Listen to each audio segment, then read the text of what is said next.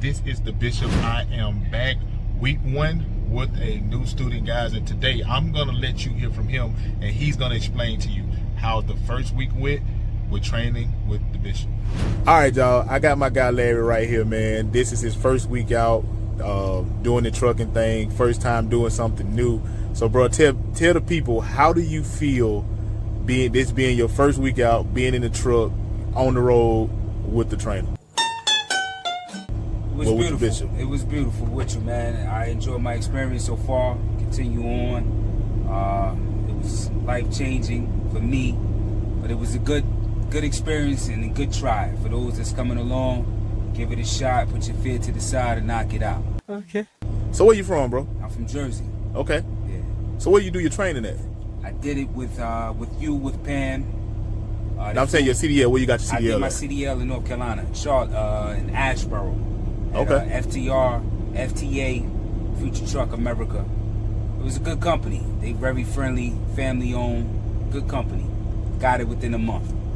So when they some of the horror stories, man, was you a little nervous when you found out, like, you know, you was getting your trainer and kind of try to figure out, like, all right, what would this gonna be? Because I know they tell you all these horror stories on, you know, trainers are like this, they don't take bath, they don't this, they don't that. So what was going through your head once you got your CDL and you realized, okay, it's real and I'm about to get in the truck with a trainer? Well, I didn't let the stories, you know, knock me off my square and off my game. So that applied to them, that doesn't apply to me. But once I got here and realized, you know, I came for one purpose and one purpose only, to get what I need to get and go where I need to go. All right, cool. I can feel that, man. So far this week, man, we covered a whole lot. We did some backing. We did a lot of, you know, driving. You did pretty good with your driving and stuff like that. We're gonna work on the backing a little bit more. So, you know, anything you want to tell the people, man? Stay with it, stay committed, stay down, and don't give up. All right, Resource Gang guy, we can't give you too much. The first week is done. It is in the bag. I mean, my guy did really good for his first time being on the road. We went up to Kentucky. He got to San Antonio on Sunday. We left Sunday and went on up to Kentucky. We just got back today, and today is Wednesday. So, I mean, it was a pretty good drive, man. Got good vibes, strong accent, because, you know, we kept asking each other, huh? Y'all know how that could be sometimes, you know what I'm saying? He from up north, I'm from down south. So, but other than that, I mean, everything turned out to be pretty good, man. So we're gonna do some back and stuff, you know, probably tomorrow or late on this weekend to see how that work out. But as of right now, you know what I'm saying, we kind of pretty much done and finished. But, you know, we'll see what's gonna happen here pretty soon. So, all right, guys, y'all stay tuned for what's next. All right, welcome back, Resource Gang guys. We are here with the post interview with my student Larry guy. He just finished up, so we're gonna talk about the whole process from start to finish. All right, guys, we got my guy Larry here. He just finished his training with me for over the last 3 weeks. Larry, how do you feel? I feel good, man. It's been a little journey, but overall, I feel good, man. I feel day to day as I got inside the track and trailer that I can accomplish the goals that I came here to do. And again, I feel good, man. Okay. So let's start from the beginning. When you decided to get your CDL, what was the turning factor in your life that made you decide you wanted to go get your CDL? Well, let me ask you this before I go there. What was you doing before you got your CDL? At the time, before I got my CDL, honestly, man, I was working at FedEx. I was working at FedEx in Charlotte, North Carolina, at a branch out there. And again, it was money-wise, you know how that can play out. I was working, you know, again, working at FedEx, and things weren't right then and there. So I was studying previously about 4 or 5 years ago, but then I stopped, got cold feet with that to get my CDLs, and then, you know, life took its course. So this time I said, you know what, let me go get that. That might be the thing for me, because it was weighing on my mind even when I stopped back then. It was just playing on my mind and my heart. And so I went and got him. Make a long story short, I went and got him. And now I have him, and here we are. All right. So what was the process like once you said, all right, I'm going to get my CDL, and you went to get your permit first, right? Right. All right. So once you got your permit, getting ready to go to school, like what was you feeling? What was you thinking? How was that process? Well, I went through a previous school before I got here. I went to get the permit, the driving, the backing, and etc. The knowledge part of it. The first week, I said I was still second guessing. First week, I said, "Damn, I don't know. I don't think this is for me." Blah blah blah. But then I knew that was another side, or it was just me not wanting to push myself to go a little further. So I said, "Come on, man, you got to man up. Get what you here. You ain't no turning back. You got to get what you need to get, so you can proceed on your journey." And I got the permit and everything else with a previous school, and then they shipped me out with the company that they was connected with Driver Solution, Pam, and now I'm currently here with you and with Pam. So, all right, when you get to the school and now you looking at this truck, because it's a different thing when you're traveling on the road and you are, passing by these trucks and you like, dang, that's a lot of vehicle to drive. And you decide, all right, now I got my CDL, I'm going to the school. What did you feel once you stepped foot into the driver's seat of the truck? Me myself, I personally pictured myself driving a FedEx truck.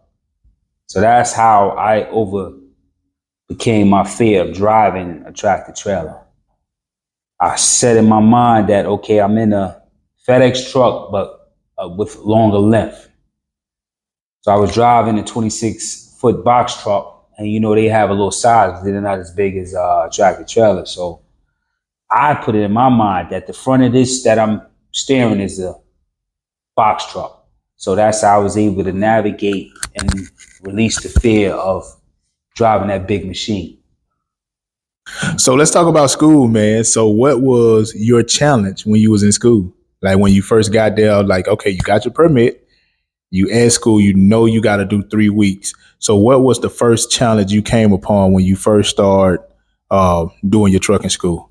Well, if you're talking about the first truck school that I got the permit and everything on, the challenges was for me was the 90, man. The 90 was a headache and a little bit of the offset backing. But that 90, man, that 90 backing was, it was the way you have to turn and then track the trailer to turn to make the trailer go left or vice versa. You go in the opposite direction, but it was a little confusing in the beginning for me. But again, once you start locking in and realizing what you got to do, memorizing which way you turn, boom, boom, boom, boom, it kind of like anything, you do it every day, you start to grasp it, and it's just a process. You're going to get frustrated because you turning the wheel one way and the trailer is doing the opposite, and you're saying to yourself, why is it doing this?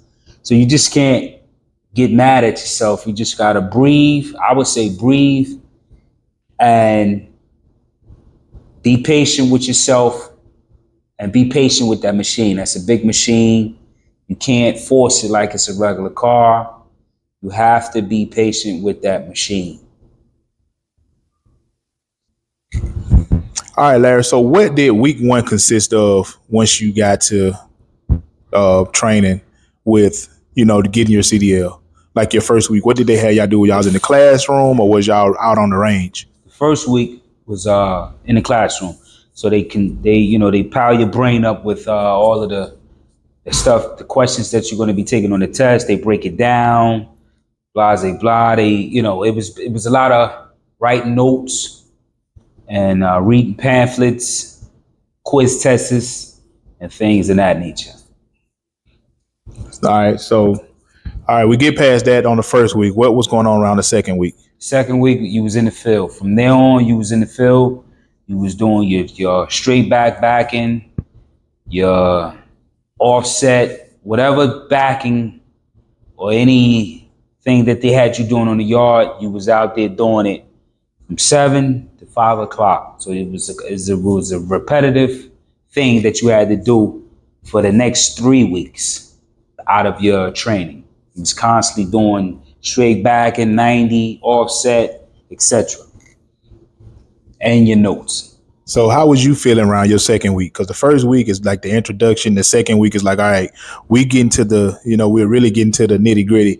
How was you feeling around your second week? Well, the second week, let me rephrase that. The first week it was okay, but the second week, once I got hands on with the truck, I said, I don't know. I started questioning myself. I don't know if this is for me. And then again, something just snapped into me. Said, man, you came this far. Ain't no turning back. You got to continue. So I just kept going. I said, I was looking around. I said, well, damn, if they can do it, I can do it. So what week did you get comfortable? I would say the third week. After the third week in school, I said, all right, I got this. It's just a process. It's not going to come overnight. So I said, yeah, I got this. It's just being patient with yourself. That's all. So did they ever tell y'all about any of the horror stories while y'all were in school? About, getting out here on the road and plenty of what goes on and how this, that, and this? They told me a 1,000 horror stories. Again, I didn't let that deter me because, again, when you're in that vehicle, only one is in control is you. You only can control that machine and yourself. You can't control everything else around you, but you can stop from any accidents if you always paying attention. That you can do. If you're paying attention and what you have to inside that machine, it's a big machine. Again, I'm saying machine because it's a machine to me and my mom. But you have to pay attention. Head got to always be on the swivel. Pay attention. Get your rest. Pay attention. And don't let the horror stories fool you. I mean, it's part of the journey. So what did they tell you that was crazy? What horror story did they tell you that you didn't see on the road?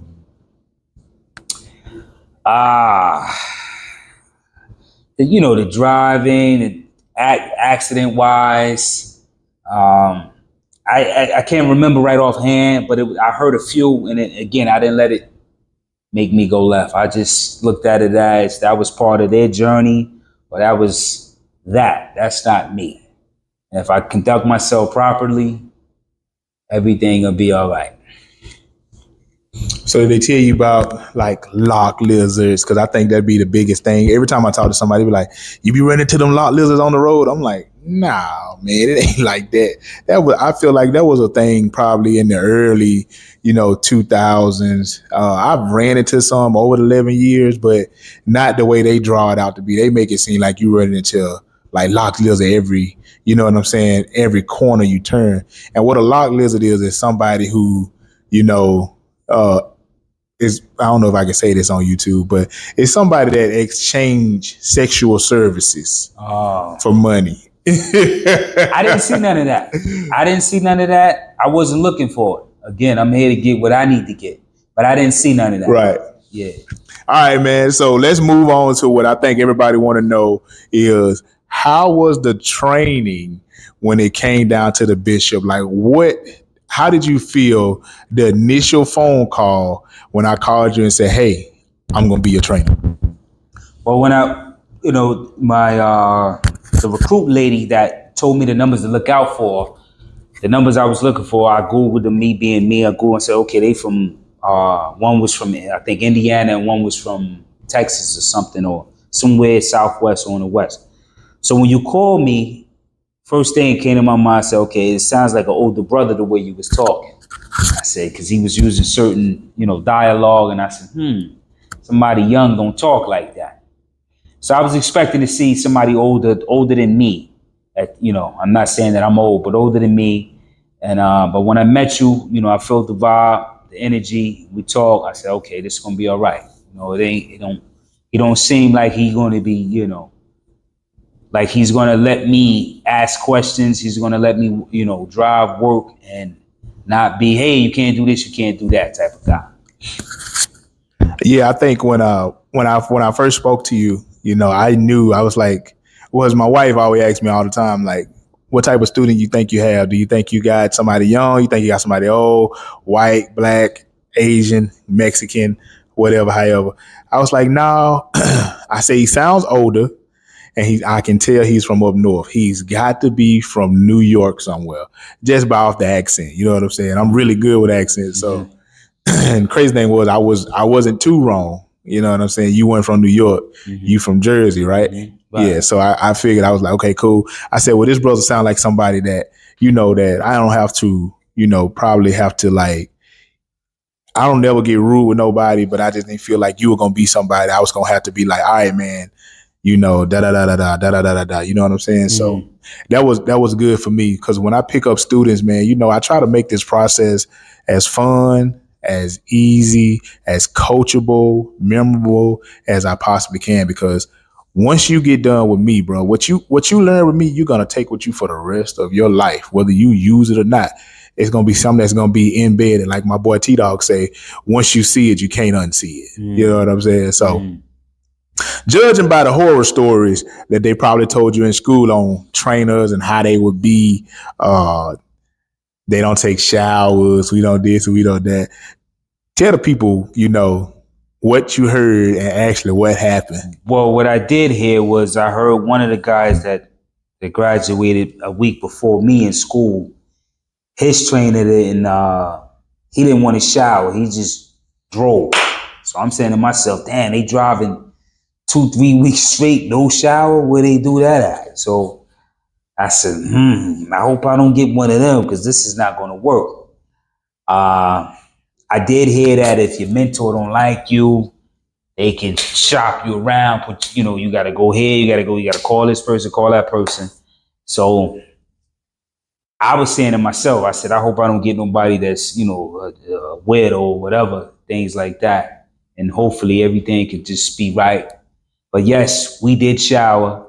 Not together, family, but yes, we did shower. I had to throw that out there, no disrespect to anybody else. But yeah, you get your own private shower, right, y'all. We don't. Private shower. It ain't like jail or detention center where we all stand on the wall. Right, you got a bunch of naked men standing on the wall, taking a shower. You know what I'm saying? Try not to look at each other. No, you get your own shower, personal bathroom where you got a toilet, a sink, a bench, shower. You can do whatever it is you need to do in that shower. And if you ever, what's the one I like? That's in Tennessee, correct? Nah, that's Kentucky. That's Kentucky. The one we stop at all the time? Yeah. If you ever in Kentucky and y'all need a good shower, what is it? Glen? It's in Glendale, exit 86 off of I-65, Petro. Tremendous. Clean. They got it laid out in there. Showers, got your own room, laundry, top of the line. It's nice. I like it. That's the spot y'all need to stop at if y'all there. Yeah. So, that was cool. We didn't, like I said, y'all, it ain't you get your own private everything. You know what I'm saying? You get your code. You got to have a code to get in there. You got a deadbolt lock that's on your shower room for those who don't know. So, yes, we did shower. We didn't do night driving. You want to talk a little bit about I don't want to give away too much because this is your interview. So let's talk about the training part of it. Okay. Well, the training part was, I ask questions because I'm a person. If I don't know, I ask, So I asked questions. We drove. You driving at night. You driving. You learn as you go. Once you get behind the wheel, you should ask questions. You should watch him when he's driving. Ask questions. Everything he touched, that he was pointing to, had to touch. Yo, what's that? What's that? Why you doing that? I ask questions because I want to know. But it was a good experience. So let's talk about the driving at night. A lot of people for me and the way the program is set up now, we do not drive overnight, guys. So what was the bedtime? Oh, we was taking it down about 10:30, 11, maybe the latest 12 o'clock, 1 o'clock. But after that, shutting it down. Yeah, we don't drive all night. Don't get me wrong. That's just not my skilo.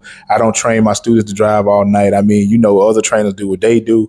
But I feel like the most efficient and safest way to do this job is, when you get sleepy, first of all, when you get sleepy, you get fatigue, it's time to pull it over anyway. What I like to do, I like to drive around my sleep pattern, right? I know about 12, 1 o'clock in the night, I'm tired, I'm sleepy. I'm going to bed. Now, what I do know is I know that, certain pickups are later than others, certain pickups are earlier than others, but you adjust accordingly. But for us on what we do, we don't drive all night. We didn't drive all night. I think the latest we drove was probably this week. I think we drove to like 2 a.m. Yeah, that was probably 1 or 2 o'clock. Yeah, that was this week. But normally we shut it down 10:30, 11:30 at night.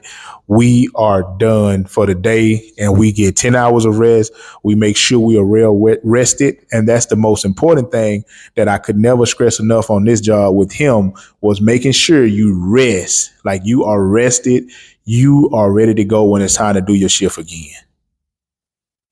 So let's move on, man. So, all right, let's talk about the meat and potatoes, the elephant in the room, the end all, the be all.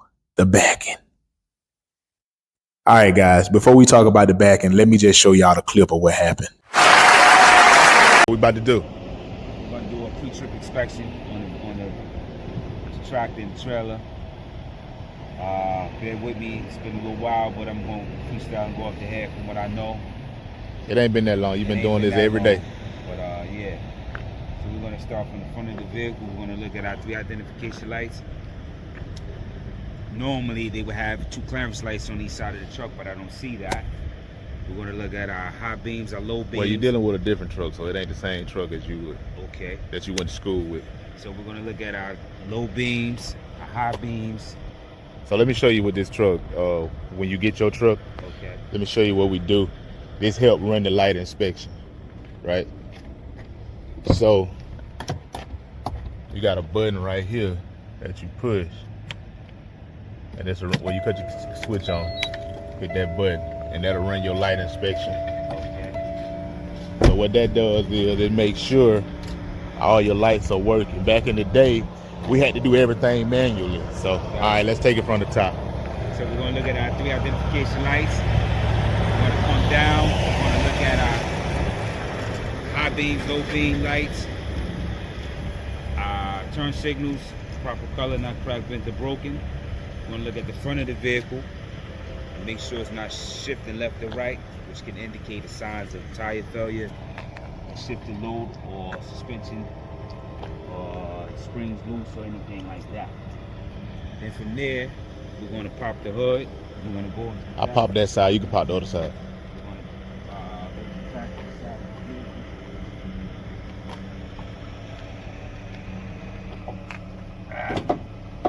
Then we're going to lift it up.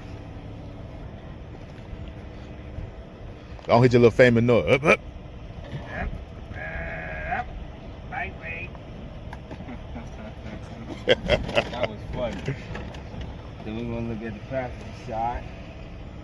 We're looking for any leaks, any braces, bulges, or cuts. No frayed wires, no loose connections. I want to look at my coolant reservoirs filled to the proper level, caps in place, no leaks. We're going to come down to the alternator. I'm sorry, the water pump. The water pump not showing any signs of braces, bulges, or cuts. You know where the water pump is? Yes, this is the water pump. It's the line that runs to the water pump. The line is that runs to the water pump. But the water pump is like right there. Okay. So the water pump is back there. There's no signs of leaks. The water pump is run by the serpentine belt. And the serpentine belt is here. About 3/4 inches of play. Not bent or twisted or broken. Okay. Then from there we're going to go to the exhaust mount. The exhaust stack and exhaust mount. No signs of leaks. The turbo line is connected to the exhaust mount. It's not showing any signs of leakage. Everything's in place. Then we're going to go on to the driver's side. All right, what about over here? What about the spring leaves and all that kind of stuff? Okay. Well, we normally did it on the driver's side. All right, well, we can go however you did it, let's do it. Okay, gotcha. So we're going to go over. And make sure we don't leave it out. Because the people is going to see it. All right. Well, how I was taught to do it, we come over to the driver's side. Okay. Look at the same compartment. You're going to look at your engine block. No missing nuts. No frayed wires. Nothing is bent, twisted, or broken. Wire harness is in place. And the first thing we're going to check is our air compressor. Where is your air compressor on this side? So the air compressor is back there. Okay, it will be back here. So the air compressor's in the back. All the nuts is present, accounted for. Not missing any nuts or bolts. From there, we're gonna come up to our power steering gearbox. Filled to the proper level, caps in place. From there, where is your dipstick? There's your oil dipstick. You want to pull it out, stick it back in, pull it out, make sure it's filled. All right, well, you know, you got to pull it out. Let's see. Let's make sure we got enough. Get your gloves. Okay.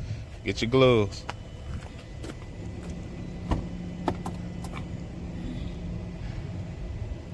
We're going to get them right, guys. Listen, when you training with me, there's something you do every day.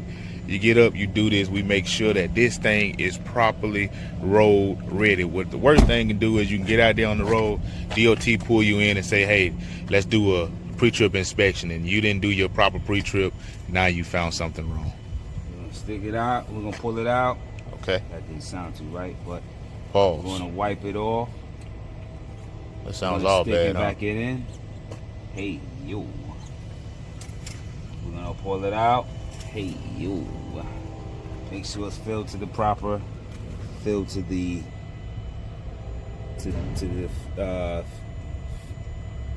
top part of it, which says fuel. All right, well, let's put it back in. All right. Then from there, we're going to look at our. Make sure you screw it, close it like it locked. All right, cool. We're going to look at our engine oil. The engine oil cap. Engine oil cap. Let me take it off. No, you ain't got to take it off. It's supposed to be filled by gallons and not by quarts.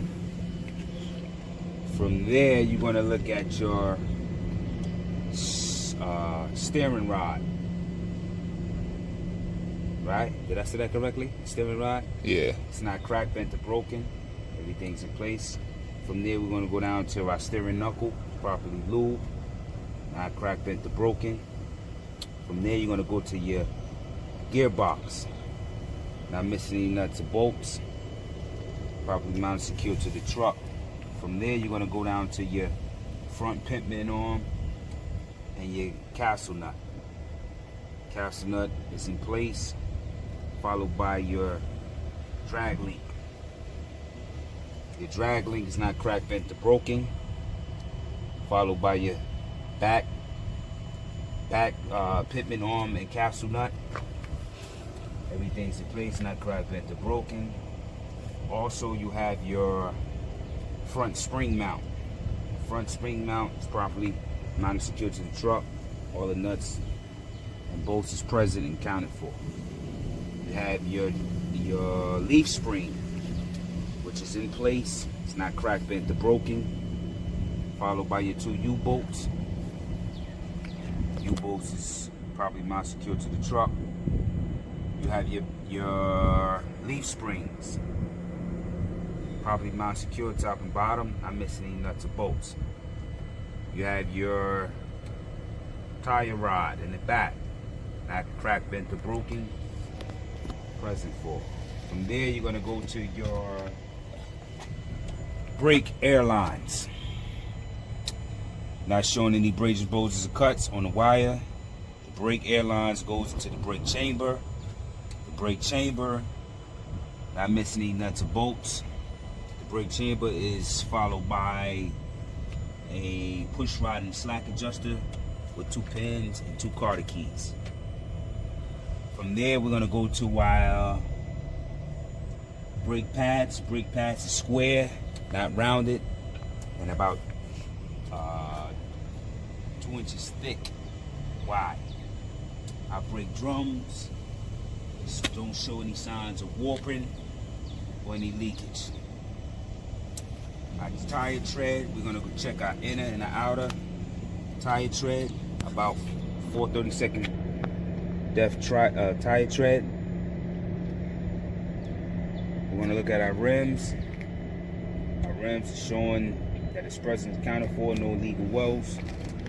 Our lug nuts is present and accounted for, no signs of shininess, which shows any illegal welds. Our hub seals is filled to the proper level.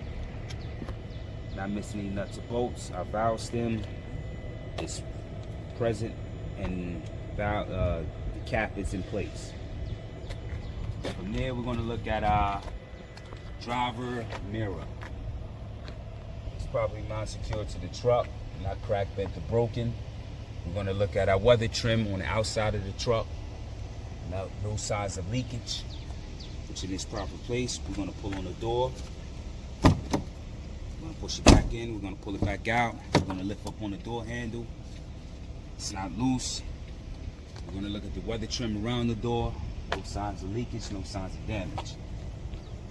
From there, normally this truck will have a fire extinguishers in the back. Extinguishers in the back cab.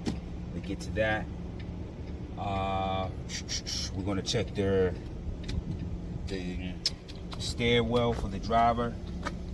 It's secure. No signs of damage, which is safe for the driver to go in and out traffic. All right. What about your batteries? They on the there. Okay, we have 3 tank. They normally didn't. They did the that's your air tanks up under there, correct? Nah, your batteries there. So here go the drain line for your air tanks right here. So you pull that line.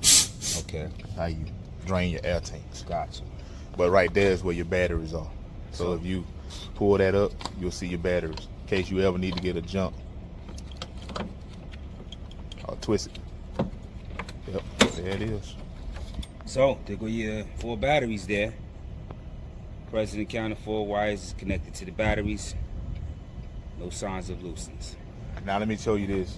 The good thing about these trucks, if you ever did need a jump, back in the day, they didn't really have these little things right here, these connectors right here. You connect your jumper cables. Okay. You know what I'm saying? And that'll jump your truck off. But back in the day, we just had to go straight to the battery. But these are the connectors that jump your truck off. Okay. Let's move on to the back side. Okay, we're gonna move on to the back side. So let me get the key.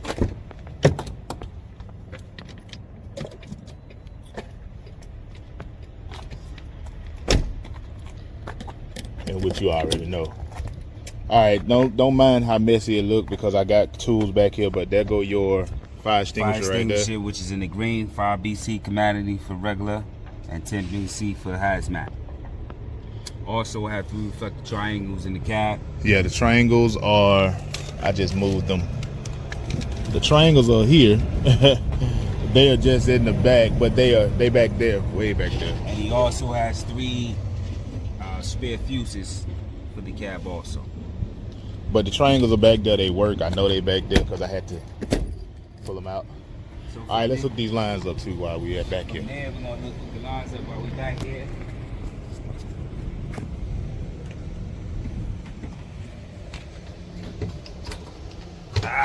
Come on. We're gonna hook up. These are our power lines, 7 pins for 7 hoses.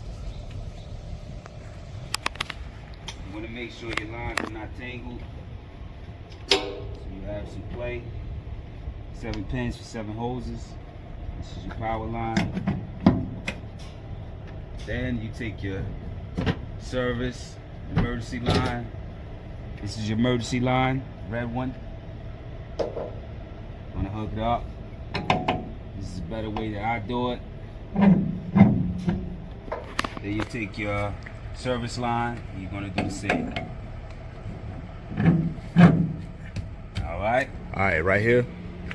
This is where your trailer registration go. Okay. So anytime you get pulled over, they ask you for your trailer registration. This is where you come. It's your federal annual inspection, so it's up to date. You get this done every 6 months, but yours up to date because they just had it done. Oh, let me see. Is it up to date? Let's see. It's 11/12/24. That's last year, champ. Yeah, maybe that's time. See, that's why you do a pre-trip. All right, guys. The camera cut out on the pre-trip due to the fact that I had a couple things uploading on social media, so it was saying the phone was too hot for me to record. So, but what we're doing right now, students, we are practicing the backing right now because he's in his last final days with me, and what we want to do is make sure the backing is in tip-top shape. So what I have him doing is backing between these two. Let's go. I got him back between these 2 trailers, and I told him if you can get it between these 2 trailers, then hey, you'll be able to do this when you get back to the terminal for your test. So I'm finna properly show him how to do this. So y'all gotta bear with me.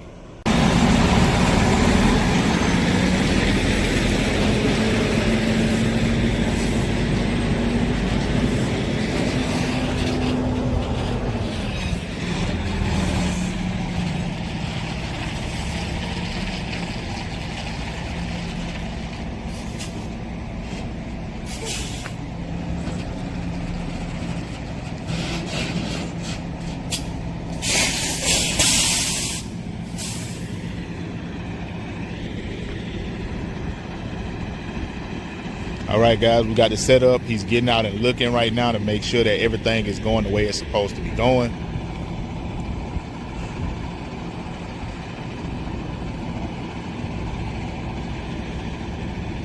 Your setup is perfect, bro. You just got to take your time and guide it back.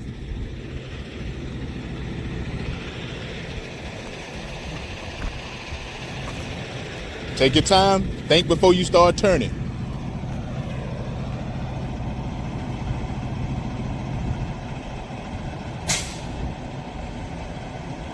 So guys, I've did it a couple times to show him. This is the thing. He can back up. He can really back up. It's just showing him how to do it in the 45 when you go back to Pam, because they need to see you can do a 45. Even though you're going to use 90s and all that kind of stuff to get it in the hole, but you got to know how to do a 45. So we're going to let him do what he's going to do.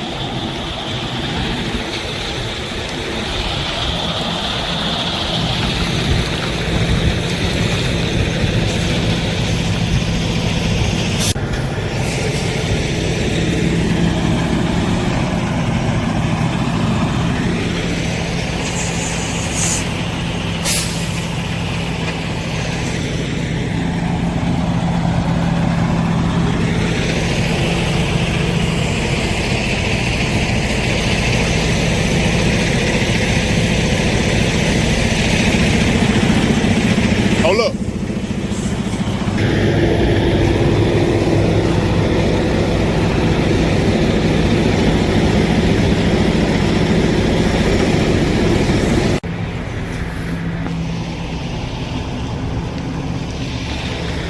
Just do your pull-up.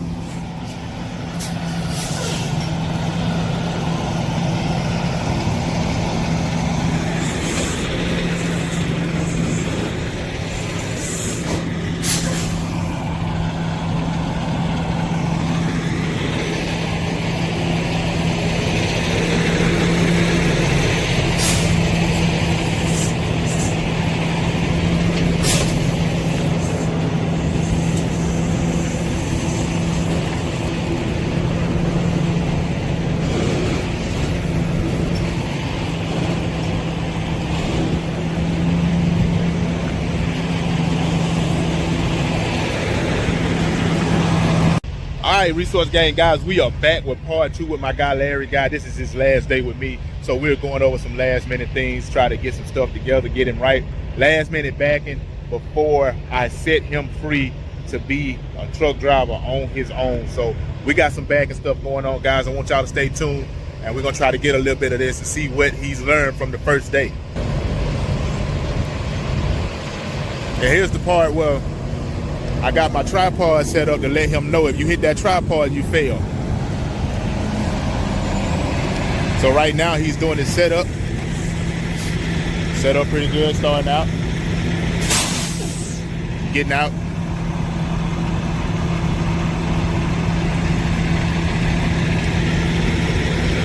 Just getting out to make sure he know where he's supposed to be. I'm gonna stand right here because this is where you supposed. This the hole you're gonna be in. Yeah.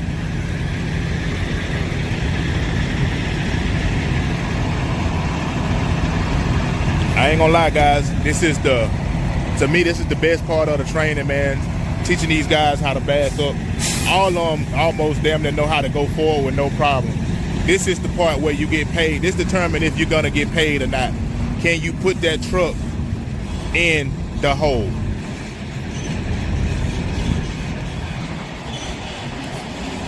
See what Larry gonna do, y'all.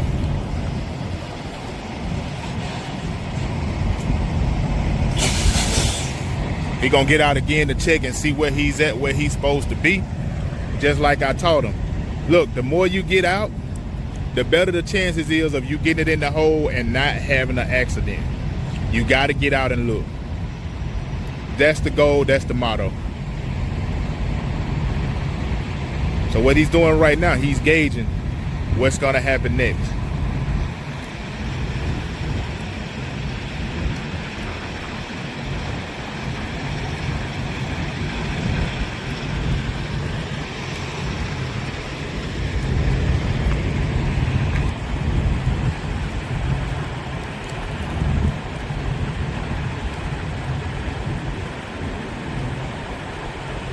And during this process, as I always say, and you will always hear me say, is all you got to do is take your time. Backing up is not a race. All you do is just take your time and follow the steps that I'm telling you and showing you. You'll get it in there. So I'm watching him cut his wheels.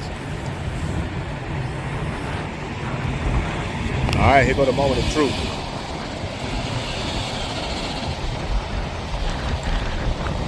Going slow, taking his time.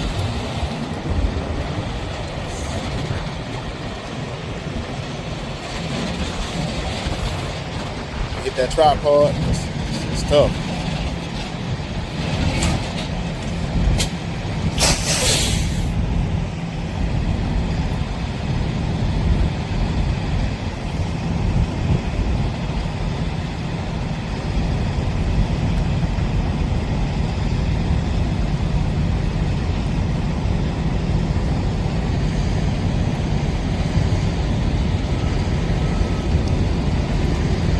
What you thinking, bro? I continue to hold it ladder. Should, it might hit that bone. I think I can get it in there and pull up. If I continue to still hold it, it should slide right in there. Well, if you hold it that way, that's pushing the trailer away from it. No, meaning if I turn it this way, right? Yeah, if you turn it this way, your trailer is coming away from it. It's going that way. Right. I need to go this way. So, but if you turn it to your right, it's gonna push the trailer towards it. Towards this. Yeah. So what do you need this trailer to do? Do you need this trailer to come closer, or do you need this trailer to get away from it? I need the trailer to go closer, but towards this way. Follow me? Yeah. So I need to come closer into the home. Right. But also, as it's coming closer, I need to come this way. So it goes straight back. I mean, you can do that. I think you can do that. I mean, look, think about it like this. You still got a nice little gap from this tripod. Right.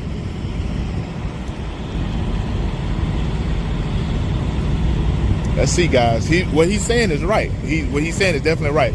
What I would do if I was him, I would hold my steering wheel to see how the wheel is turned to the left. I would hold it like that because it's going to continue to come out.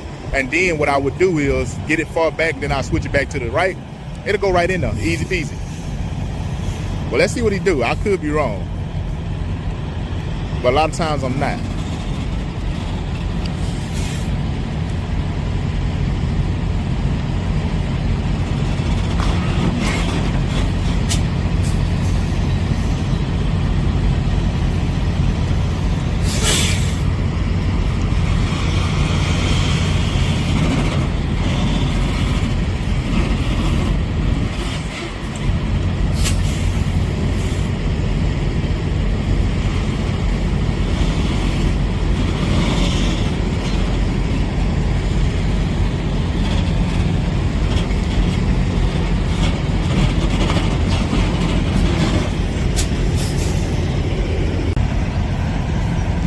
got a truck in front of him that's trying to back up. One thing I hate about these truck stops sometimes when you're trying to back up,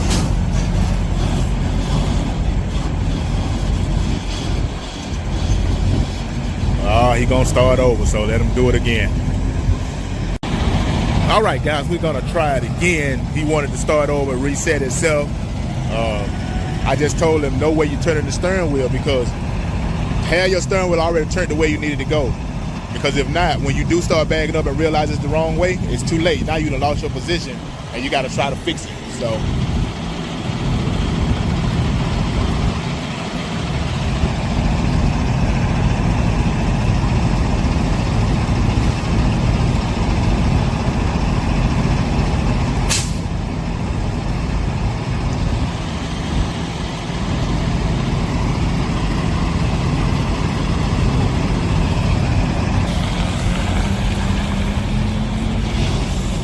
and I can tell y'all this, guys.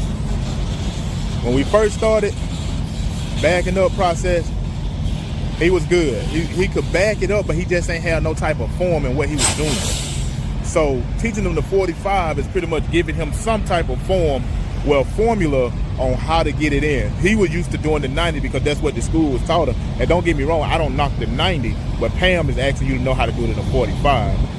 But putting it in the hole, yeah, he could put it in the hole. That's no problem at all. It's just having a formula on how to put it in the hole. So that's what we've been working with for the past couple days now. And listen, I'm gonna tell y'all something, guys. When you're backing up, you gonna have to adjust as you do it. You might have to tweak it here and there, but once you get it and figure out your style, you got it. And that's that. So let's see what my guy got.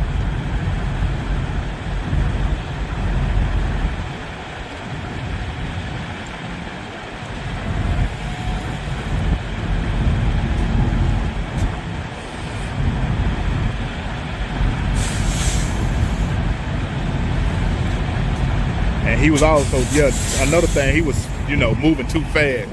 I had to slow him down a couple times. Like, yo, bro, slow down a little bit, man. It's not a rabbit race, a rat race. Slow. All right, guys, let's see what we got. Okay, I like it. Just can't overshoot it. That's it. And that's what it's supposed to be. Just like that.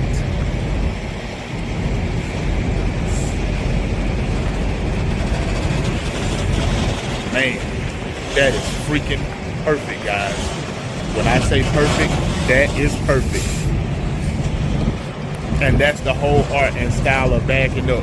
Tweaking it, figuring out how to make it work, what works. Perfect. This is the perfect one I've ever seen him do since we've been doing this. I'm super proud, but I just hope he can keep that up. That is perfect.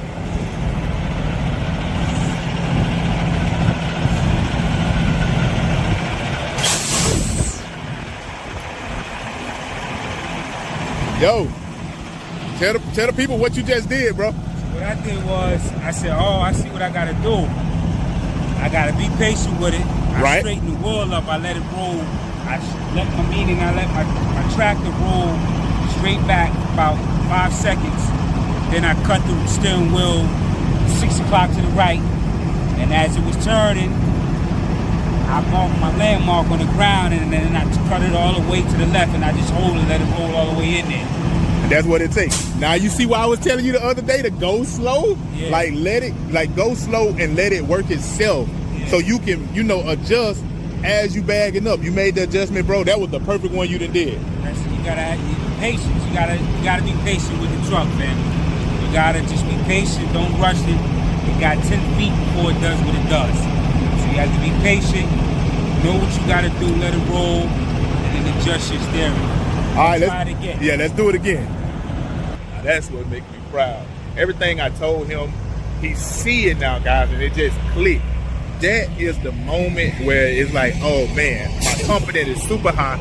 I can do this. He's seen it, it clicks, and it works, guys. It works. Let me give a shout out to Pam Training Department, guys. I want to give a shout out to the training department for giving me a new formula on how to teach these guys how to back up in the 45 versus the pass. So I'm gonna get that to y'all, Pam Training Department. So Let's see him do it, man. And I ain't gonna even lie, y'all. When I first started doing it by myself 5 years ago, you know, just teaching people how I knew how to do it, it was a struggle. It was a struggle. Now, one thing about me, like I always say, this ain't paid promotion. One thing about me, I'm gonna give credit where credit due. Once they showed us how to do this, how they want us to do this, and how simple it could be, this student and my last student, guys, it's been a breeze on teaching them how to bag up. So I'm super excited about this. All right, guys, tip number 2. I normally like to give them 3 times just to see if they can really do it. If they can do it, if they can get at least 2 out of 3 or 3 out of 3, hey, man, my man got the training. He's ready to go.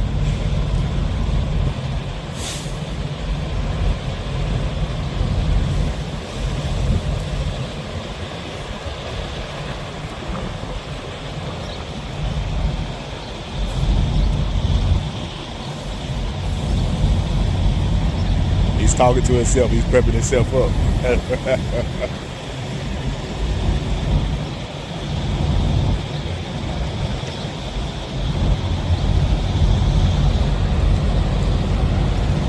Let's see what he do, man. Let's see what he do.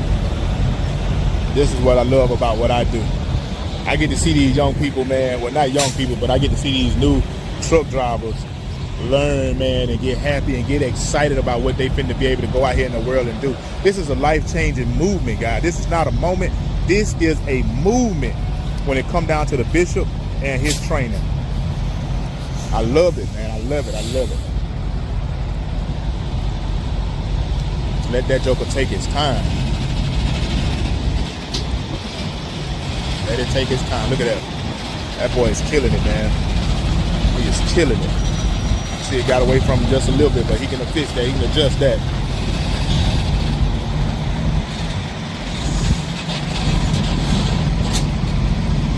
All you gotta do is just pull up.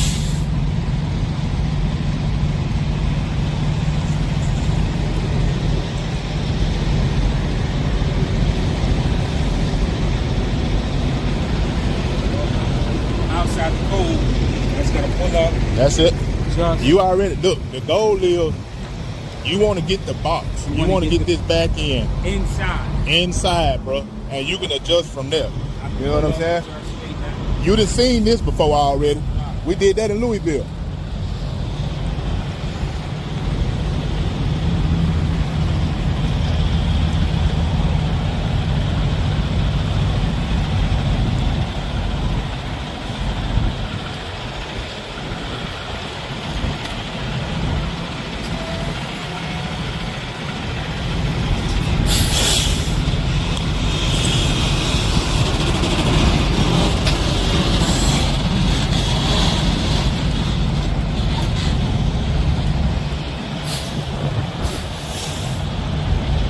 All you really need to do is just push it over.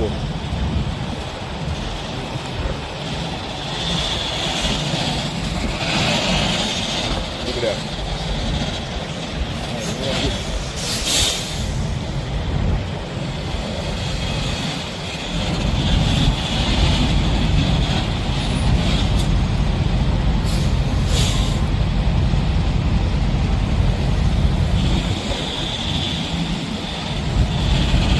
That's it right there. Come on out of it. Come on out of it. Come on out of it. Ooh, he's super close.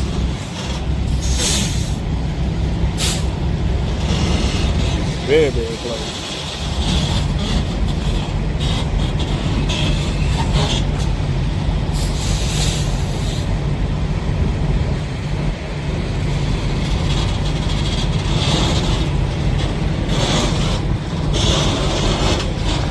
There it is, guys. Easy like Sunday morning.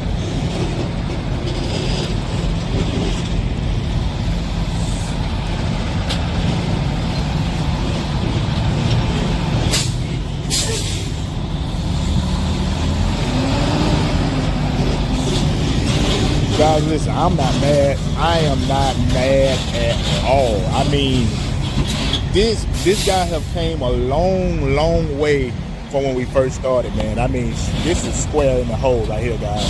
Square in the hole. When I say cash money, this is cash money, guys. I'm not mad. I ain't mad at all, man. I have no doubt in my mind that this guy can't pass his test when he go back to tiny town, or well, he going back to Charlotte, that he can't get him. I ain't mad at all, man. I ain't mad not one bit. Not one bit. He got it. He done found his niche. He done found his niche.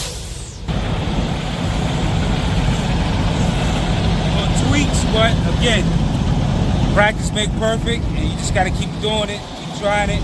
So I got the concept.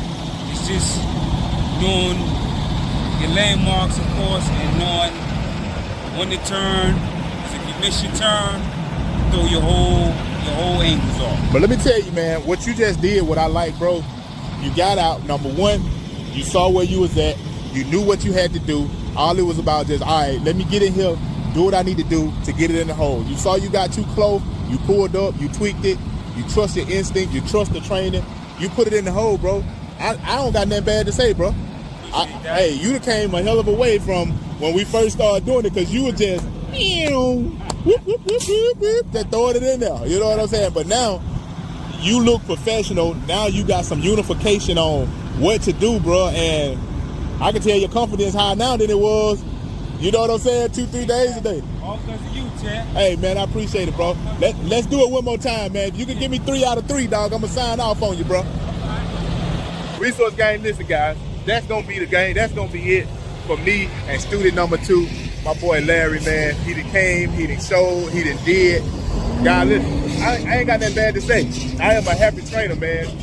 This is why I do it, man. This is exactly why I do it, because I know when this young man go out to be on his own, he gonna be all right.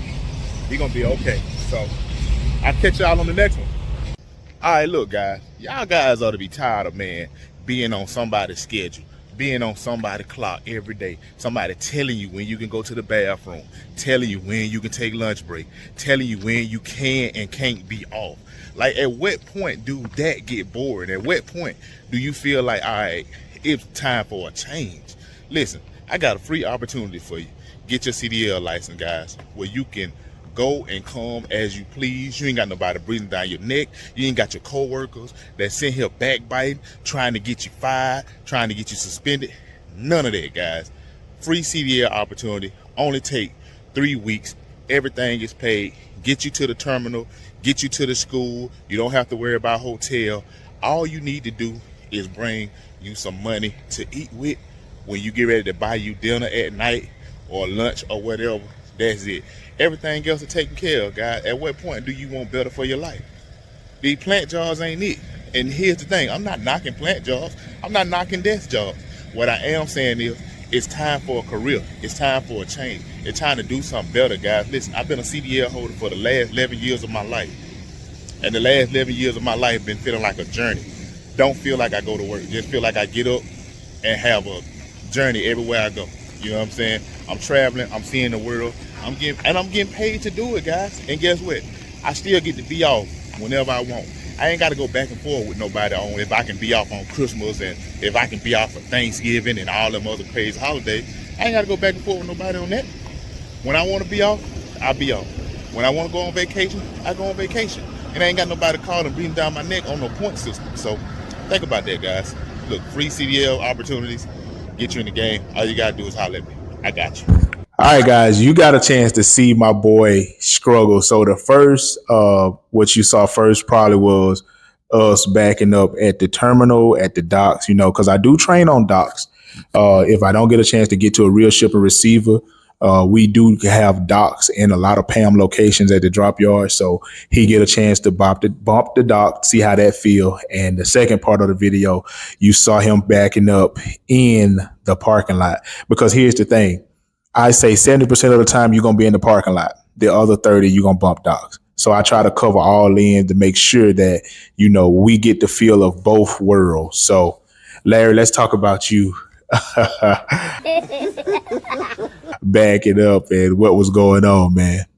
Well, again, once back in, like I told y'all before, early in the video, it was a little challenge in school for me, the back end, because again, you turning the steering wheel one way and the trailer is doing the opposite. So you're saying to yourself, man, but with backing, you have to You have to position yourself. You have to position your trailer.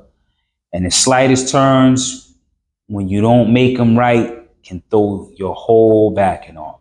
So you have to get out. You have to get out of your truck, look in your area, line your wheels up correctly. You have to get out. Don't sit in your tractor trying to back your trailer up and thinking get out. Don't be embarrassed to get out. Look at your area. You can get a visual on what you need to do, which way you need to turn your wheel, how far you need to go forward, and you'll be all right. And again, it'll come. Of course, anything you do over and over and over, it's going to come.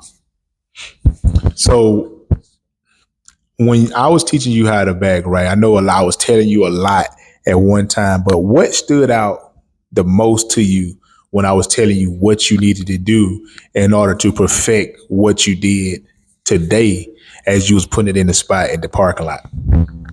Well, the two biggest things is to remember is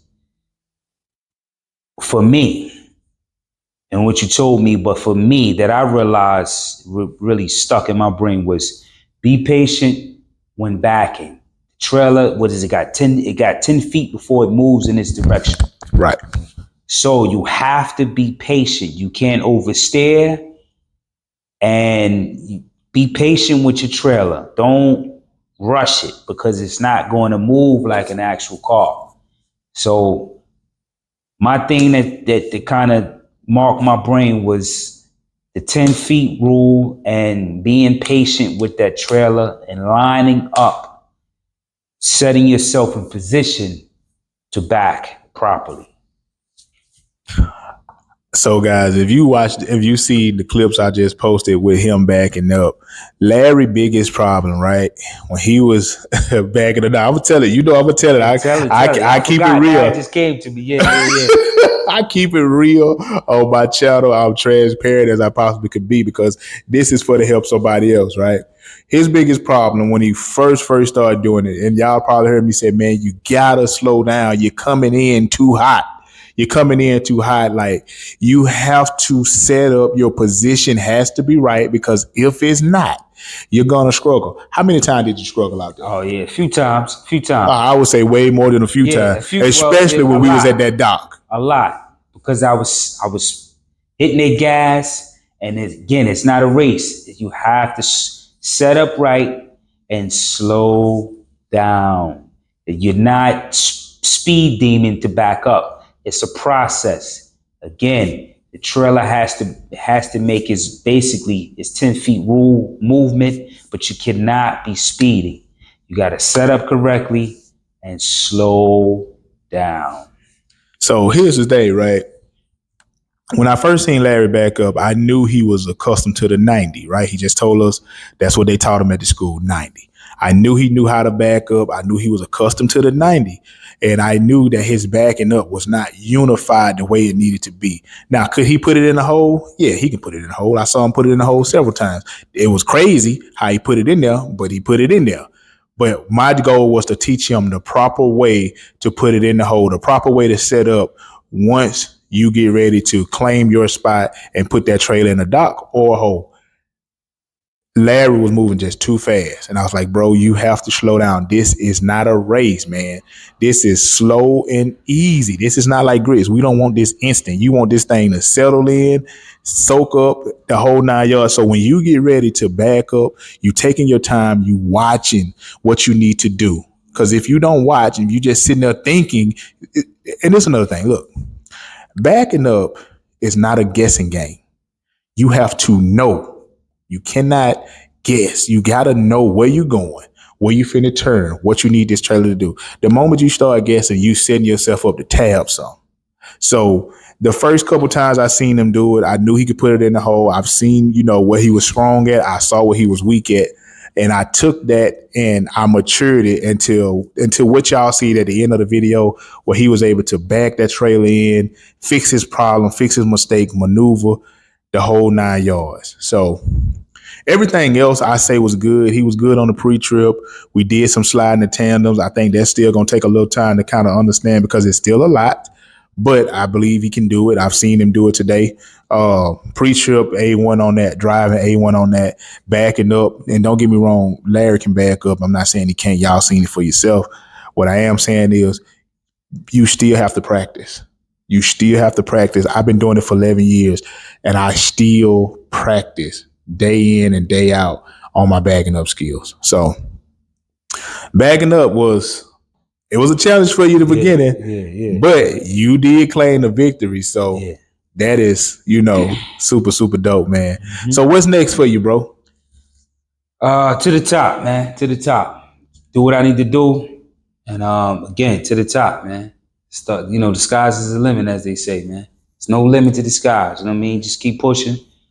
Keep a level head, do what you need to do, accomplish your goals, man. That's it. So my boy, before we get out of here, if you could give any kind of advice to somebody who's thinking about, judging where you come from, the decision you decide to make, the life-changing decision, where you come from. If you want to give advice to anybody that's going to be watching this video, what would you tell them on getting your CDL, going through this journey, going through this process? How would you motivate them? I would say once you get them,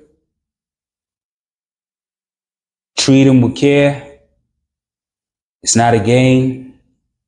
You have a license to transport cargo throughout this country.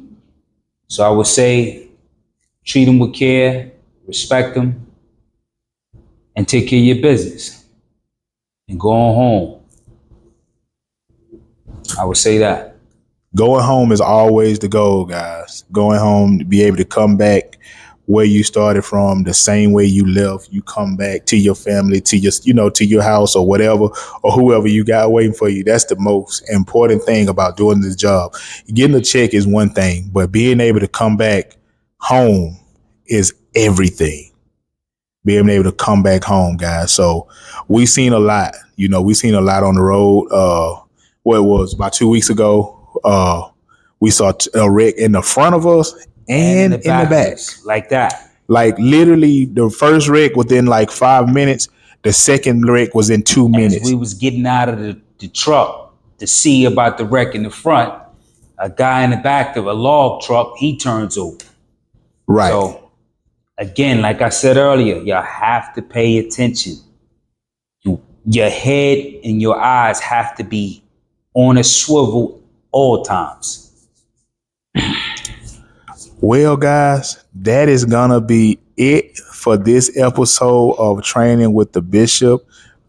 Major shout out to Larry, guys. This ain't the first time you guys gonna see him. It won't be the last time. It's the first time you're seeing him, but it won't be the last time, because I'm sure we will see each other later on, and we'll do another interview talking about how things have went, how things are going. Larry got some great stuff that's going to be cooking up, so y'all be on the lookout for him on social media doing a couple things, man. So you want to give a shout out on your social media? You want to give the people your social media? Be looking forward. You'll see me soon. I'll say that. All right, guys. So he don't want to give y'all those spoilers right now. Y'all gonna have to wait. I guess I'm gonna have to wait too, huh? Yeah. Don't talk too early. Okay, all right. Well, hey, I ain't mad at it, man. Yeah. With that being said, Resource Gang, I will see you guys on the next one. I don't know what the next student's gonna be, how it's gonna be, but that's the thrill about this job, right? You get them in, you get them out, and you move on to the next one. So, till next time, guys.